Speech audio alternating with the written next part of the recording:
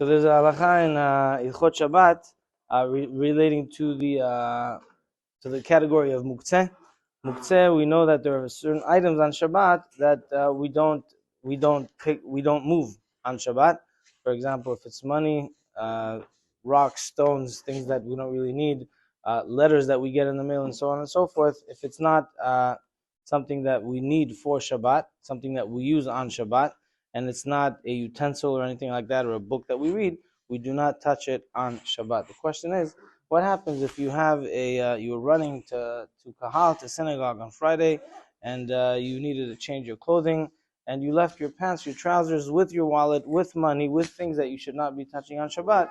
You left them on maybe the door, hanging on the door somewhere behind the door, and now if you move the door, you're essentially moving muktzeh on Shabbat, because you have the money in the pants that are on the door.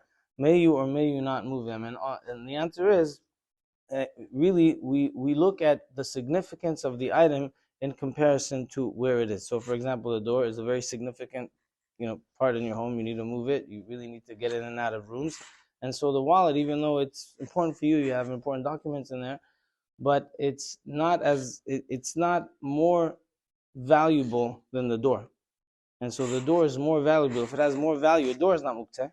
And so the value of the door is greater than the wallet. As precious as a wallet may be, then you're allowed to move the door. And the same thing, by the way, if you think about it, sometimes we have magnets on our refrigerator, and sometimes these magnets have muktzeh on them. For example, you know that just like chips of wood on Shabbat are muktzeh.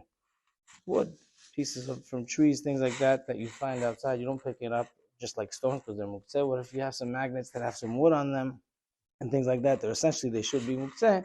How is it that we open and close our refrigerator on Shabbat? Because again, it is so much less valuable than the door itself when we're allowed to open on Shabbat. This week's perasha, as we're getting ready for Shabbat, we're speaking about the Parashat Beshalach, the Exodus of Mitzrayim.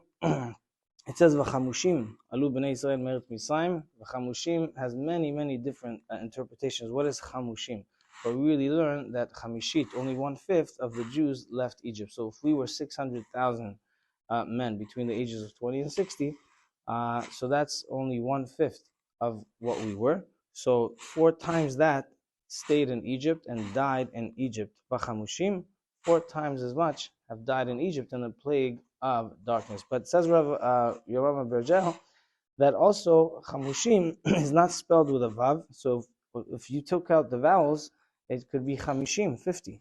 Comes to allude that 50 days after the Exodus of Egypt, we will be receiving the Torah. So the whole purpose of all the miracles of Am Yisrael and everything that Hashem does for us, so that we can get closer to Him through His Torah, and then we can find out how to get close to Him, how to make Him happy, what He wants from us, and what our service to Him really is. So the whole point and purpose, the goal, is the Torah. Amen. Amen.